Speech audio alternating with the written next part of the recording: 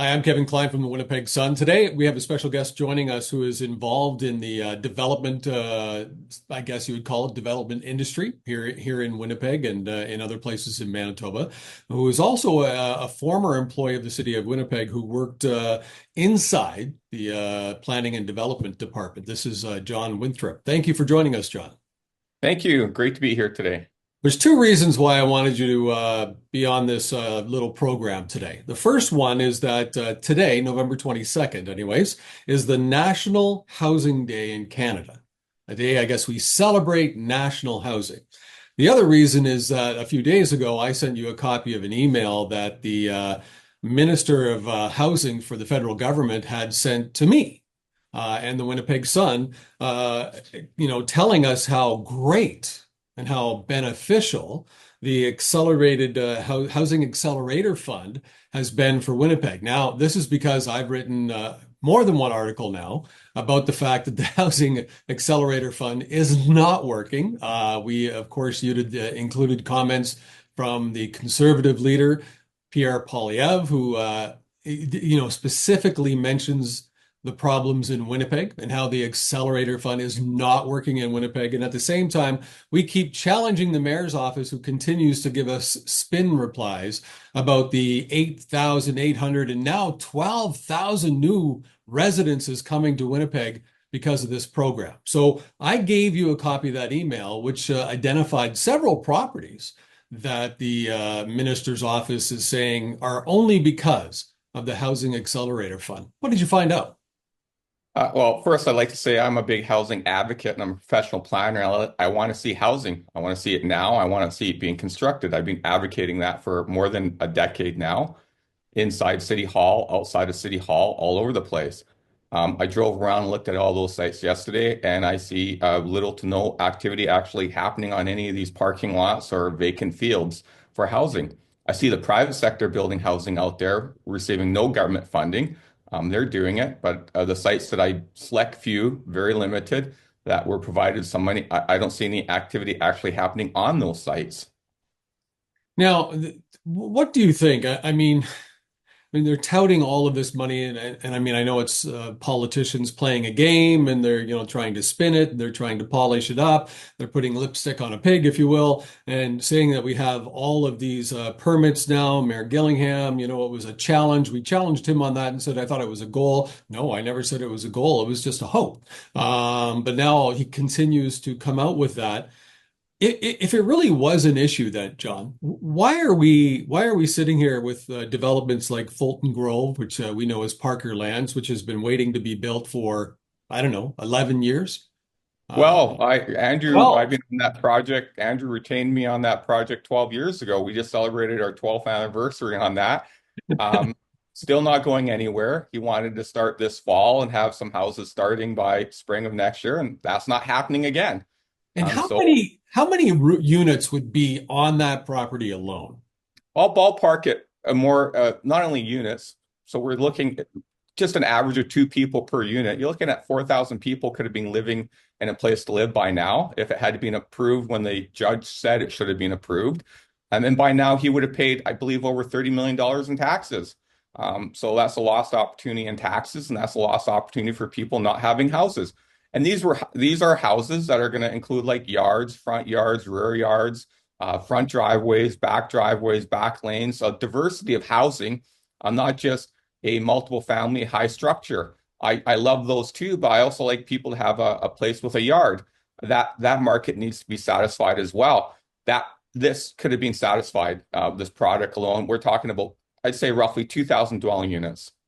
But this isn't the only one, right? I mean, we've heard about the project that you're also a part of at LeMay Forest.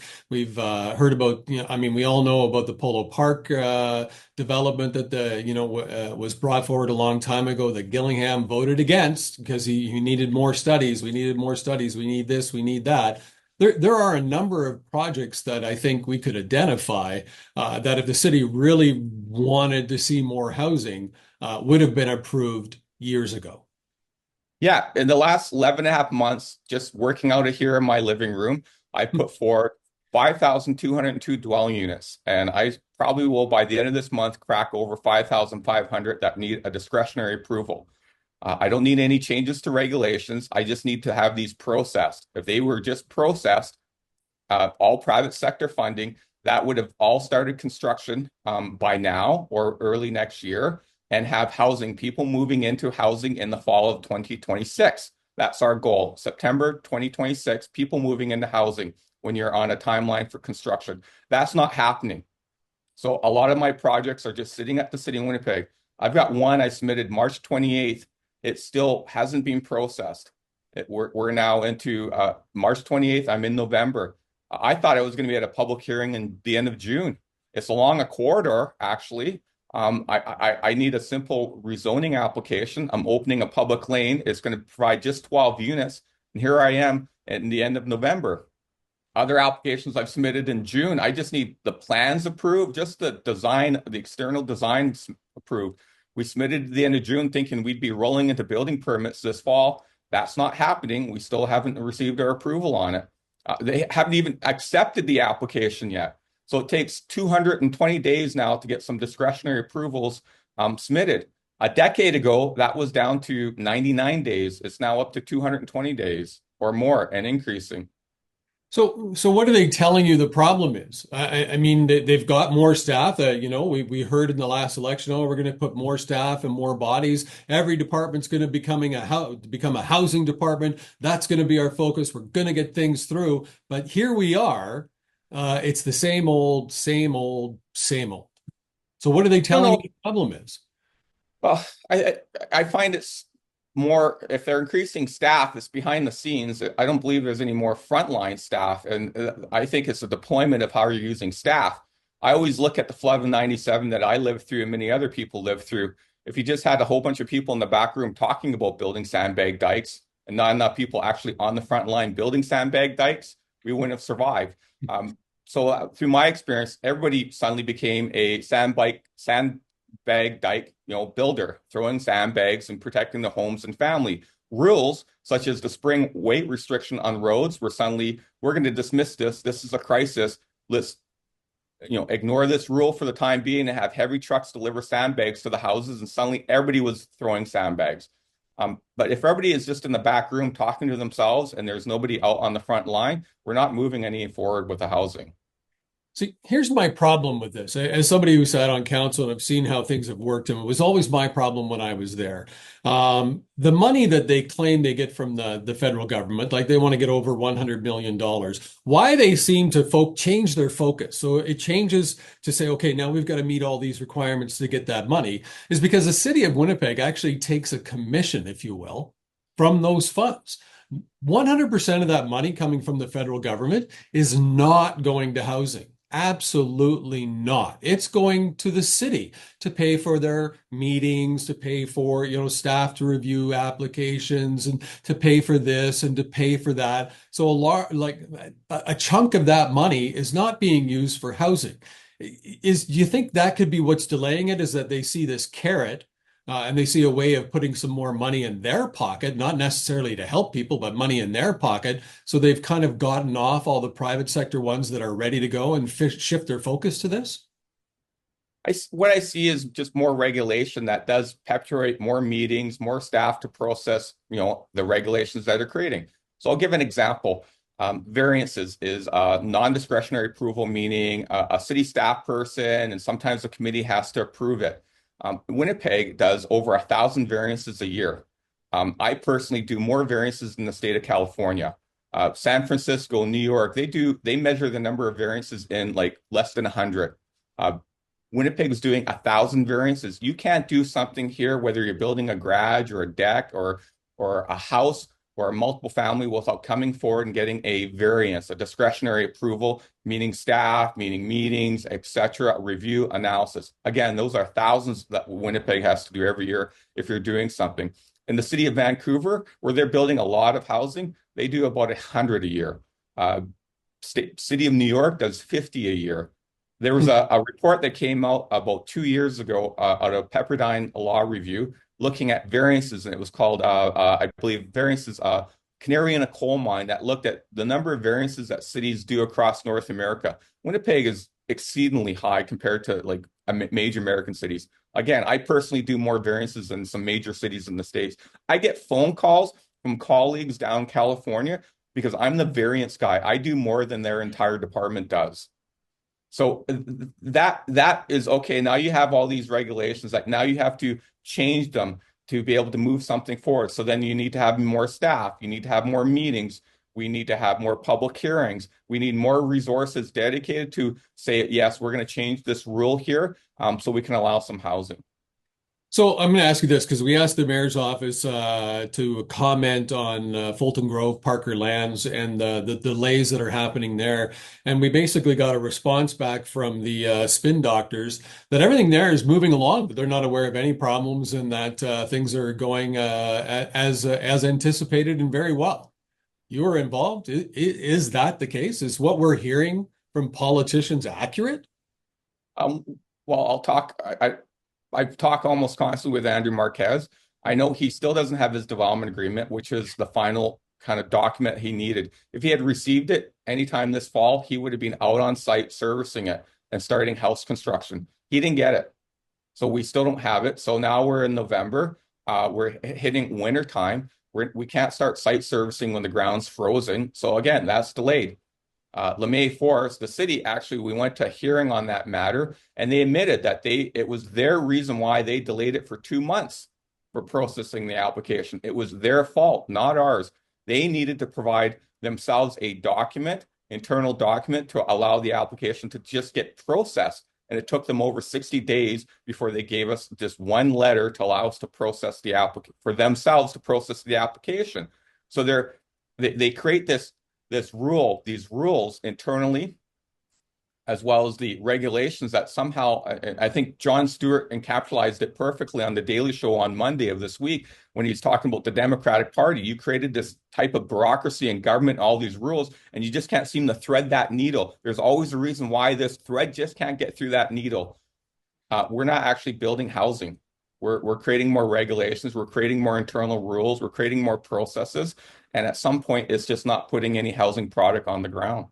So based on your experience, because I was looking at some numbers, the housing numbers across Canada, we're behind where we've been. So all this talk of how many houses we're building and affordable housing, first of all, affordable housing, I wish that I could talk to every single person who lives in Winnipeg and ask them not to buy that when you hear politicians talking about it, because the affordability housing matrix here is not affordable housing that they're talking about, is that you and I would be thinking that they're talking about.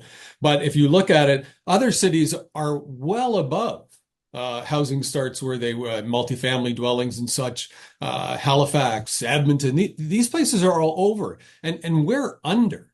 So that tells me this is, as I would say, Pierre Poilievre said, this is really a Winnipeg problem. Yeah, the other concerning number I come from CMHC was last week they released a study looking at mortgage errors, people who are defaulting on their mortgage. And they had three classifications. Most cities in Canada are stable. Winnipeg is in a class all by itself where they're really concerned about people defaulting on their mortgages next year. Mortgage errors are a real thing because they're seeing people in Winnipeg defaulting on other non-mortgage loans and financing. So there's going to be under pressure next year on mortgage errors that CMHC is predicting for. It's stable for now, but they are flagging it for something to watch next year. Right now, I think a lot of people are holding on to what they have, and a lot of people are going to have to renegotiate their mortgages next year. I'm one of them. I'm going to be paying at a higher interest rate. I think a lot of people are going to be hurting next year. And I'm really concerned now, not only the lack of housing supply and product getting out there to keep prices low, but I'm starting to get really concerned about people who are going to be scraping together, try to make their mortgage payments. They're already defaulting on other things. One of the indicators I watch here locally is the number of vehicles that are getting repossessed. So I talked to the towing companies. How many vehicles are you guys kind of repossessing? Boy, this past winter, in February, they were clawing back a lot of vehicles from people because if you're between paying your car or paying your mortgage, well, I'm going to default on my car and pay my mortgage. A lot of people can make their car payments. So now okay, that's been stripped away. I'm starting to get concerned about people being able to make their mortgage payments next year. There's a lack of housing supply. There's not a lot of product. Again, a Fulton Grove, should have been under construction now to have some product out there next spring. That's not happening. And it's not just high-rise buildings. Like we need all types of housing. Not everybody wants to live in a high-rise. A lot of people want a yard and a place to go in a leafy community with parks nearby and a school nearby. They don't want to live in a high-rise building in downtown Winnipeg. And I'm not seeing a lot of product out there for in the suburbs of like new housing on a lot with a yard that people are really desiring out there. So, and this every month that goes by, because you're talking about affordability, and I know we had to renegotiate our mortgage right as the rates jumped up to the highest. Luckily for some, the rates have been coming down, and it hurt. It really hurt. We had to make our own decisions, right? Well, we got to cut back on this, cut back on that. Um, but as the city delays projects like Parker Lands, like the Polo Park, like LeMay Forest, or the many that you already have in the department waiting for approval, that impacts all of the people that need housing because the price, I would believe, goes up, correct? Yeah, house prices have gone up over the last like 10 years, last 15 years. I believe over 110, 130% in terms of house pricing. I'll give an example. About 8 years ago, I did a lot. I do many infill housing, these lot splits. You take a 50-foot wide lot split into 225. And about 8 years ago, those houses would be, my client would come in, do that, and the house would sell around 250, 260. Now those houses are selling for over $500,000. Like the price has gone up so substantially for some of these infill housing lots that it's now just it's pricing people out of the market. I'm one of those people. I love Osborne Village, but I'd like to have a nice house with a yard. I can't find housing in Winnipeg. I have a friend of mine who's a professional. He's born and raised in Winnipeg like me, went to school, university, blue collar background to become a professional engineer. He can't find housing in Winnipeg. So these are people, myself, other people, I know of them. They're just looking for a small house with a yard, nothing huge or in a nice neighborhood. And they can't find it. It's outside their reach and ability right now because of the not only interest rates, but the product out there is so the price of it is just outside their price point.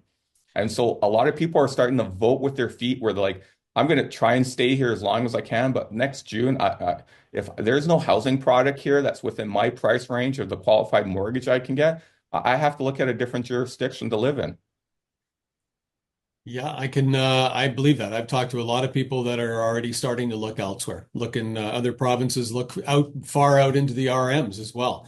Finally, though, I want to, because we spent some time on this, can I ask you, somebody who's been involved in this, you're a professional, you've been involved in it for a long time, you talk to people from across the country, and obviously you talk to people throughout North America about development. What would you do right now to fix the housing crisis in Winnipeg?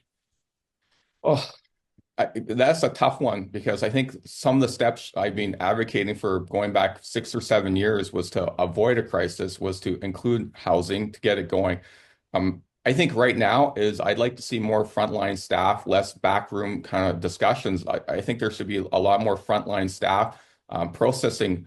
I think there should be a deregulation, not increasing the number of regulations, increasing the red tape, but actually deregulation, allowing more items to go forward.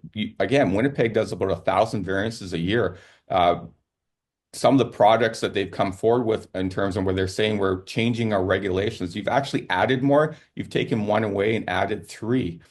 So now I have even more regulations. Out of the 5,200 dwelling units, they've made a change in July to their regulatory framework, the zoning bylaw, and they're talking about changing this week the malls and corridors. Out of all my projects, I think 2 dwelling units were affected by increasing the timeline. That's it. The other 5,200 are still need regulations. I'd like to see it deregulated more so that you have more as of right housing. That's what a lot of states are doing. Massachusetts, California, you're seeing it in Calgary, Edmonton. Edmonton, the quickest thing they did was eliminate their parking requirements. Minneapolis has really eliminated their parking requirements. Saskatoon, Regina, Calgary, they're all either eliminating or reducing or drastically reducing. We haven't. Winnipeg still has some of the highest parking requirements in North America. The only other major Canadian city that matches us is the city of Vaughan. We have like at least rapid transit. So that one quick change your bylaw and say, okay, no longer parking requirement. It's 1.5, 1.2 some areas. They're talking about lowering it to 0.5 in certain select areas. How about eliminating it altogether and let the market decide what we need for parking? Now, that's a very quick fix that a lot of municipalities did right away a couple of years ago when they said we're in the starting of a housing crisis. We're going to eliminate this one regulation. So deregulation. I think we need to actually deregulate it. And I write regulations. I interpret regulations. I like a robust policy framework. We need to deregulate some of our rules here in Winnipeg. It's a point well taken, and I think also to Pierre Poilievre's point, we need to end the Housing Accelerator Fund. It really isn't working. There's no evidence whatsoever that I could find that I could point someone to say, here it's working, it's doing very well. The cost of housing, as you alluded to and discussed quite rightfully, is housing prices are going up. In new houses, they have GST, they have this, they have that. And I think we need to look at leadership, even in the province. We need to cut some taxes back off. If housing is a crisis, and it is, politicians have to stop calling it a crisis and deal with it as a crisis. They need to take immediate action, like you said. When the flood came, everyone had to fill sandbags, all hands on deck. Well, if this is a crisis, and it is, politicians have to start treating it like a crisis as well. Eliminate all the taxes on new houses. Like let's get this let's get our housing market going. John, I appreciate your time. I'm sure we'll talk some more about this because I like to keep in touch with you to see what's happening at Winnipeg City Hall with developments. And I hope for all of us that these changes get made. We need housing. This is a crisis. This is the 97 flood. The waters are coming up to our necks. We need housing on the ground now. If something's not working, we need to start changing right now to make it work. Housing is a human right. Winnipeggers need housing. We need all types of housing. Start making adjustments, start changing the game plan. Let's get some housing and people in housing now. Yeah, stop talking about it as a crisis and start dealing with it as a crisis. Exactly. Thank you, John. Thank you.